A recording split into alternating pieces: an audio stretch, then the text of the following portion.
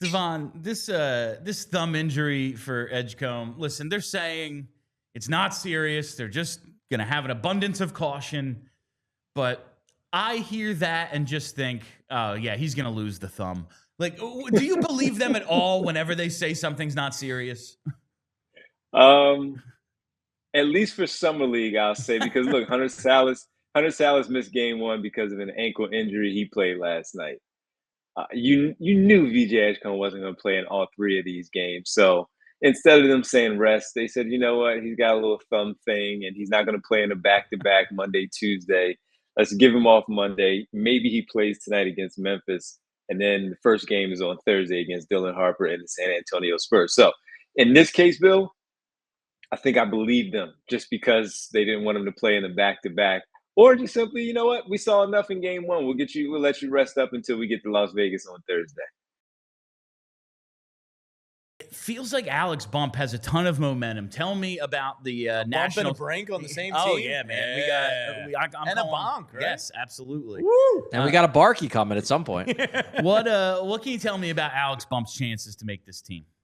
Yeah, he was great at camp. He was the best player at camp, even more impressive, I would say, than Porter Martone, who was just taking 6 overall. Now, granted, Bump is years older, much more developed. He's already played in college hockey, so he's more accustomed to high levels of competition. But I know the organization loves him. He's a Western Michigan guy, so you know Jonesy as a Western Michigan grad absolutely loves Bump. But it's not just him. The whole organization loves this guy. I think he's making the team unless he has a bad camp, but I'm expecting him to have a very good camp. He's competitive. He's a little cocky. He's a shooter. He loves to shoot, has a plus shot. Best shooter at the camp, to be sure, at development camp at least. I think he is setting himself up to make this team. And I'm not saying he's going to be a star. I don't think he's going to be a star. But I could see him as a solid, middle six winger, maybe even as high as a second line winger if it hits. As a 5th round pick, he looks like a heck of a find. What are you hearing about Nola? Like, because I'm not closing the book on him for the season.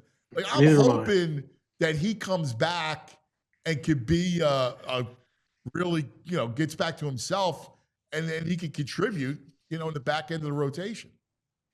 And that's what they're hoping for, and that's why they gave him this shutdown.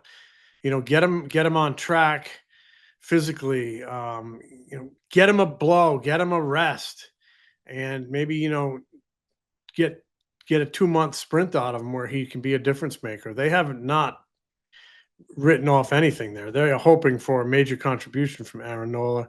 Aaron Nola's hoping for a major contribution. If he comes back healthy, I think we're going to see him pitch in August sometime, mid-August. Right. He's in Clearwater, beginning to ramp up. He's throwing bullpens. Next progression will be some hitters, and he's going to need almost he's probably in it now, like a spring training type thing. But, I'd say about a month from now, he should be really knocking on the door here and almost like a hired gun if he's pitching well, right?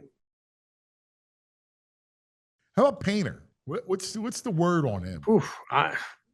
Inconsistent, not really pitching well in AAA. His last 2 ones have been poor. To me, that's a head scratcher, and I still expect to see him at some point here this summer. But all the hype and all the potential, he should be dominating guys now, and he's just not doing it. He's had some dominant innings, and then he'll get off track 1 inning or 2.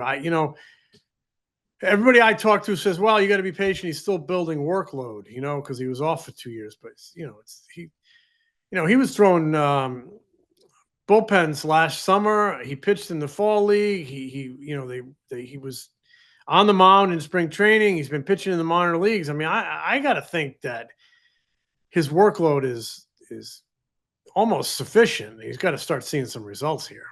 Yeah, I agree. I'm not saying he's going to pitch more. If they bring him, I don't expect him to pitch more than 5 innings a shot. Maybe at the beginning he's like a piggyback with Nola. I can see that. Maybe they drop in a 6th starter now and then. But I expected more results at this point in time. I know he's working on more swings and misses. Yeah, I don't have that data. But I read something off of it, and like he's not getting the swings and misses that I think I expected. He's still dynamic talent, and I don't see them parting with him at all. And I see him being a difference-making major league starter. Sometimes it just takes time. We talk a lot about Jalen Carter, right? And like, how would you attack Carter? Like, I'm fascinated. You have all these great O-linemen, all these minds, offensive line minds. Like, he completely wrecked Kansas City. Spags called me the other day. I was talking to him, and we got on the subject. He's like, because he loved doing the interview with us, right? Yeah. And he's like, people come up to me all the time, and he goes, I've been on all those shows. He goes, the one they always talk about is you and Baldy. And I was like, laughing. He goes, and I still can't get that. I'm watching Carter, and he's blowing us up. And, we're talking about, what do you do against him? Well, I mean, first thing is he literally draws a double team every play. So it doesn't matter where they kind of move him around a little bit. I think they should move him around more than they do. He's usually over the right guard, either in a 3 technique, a head up.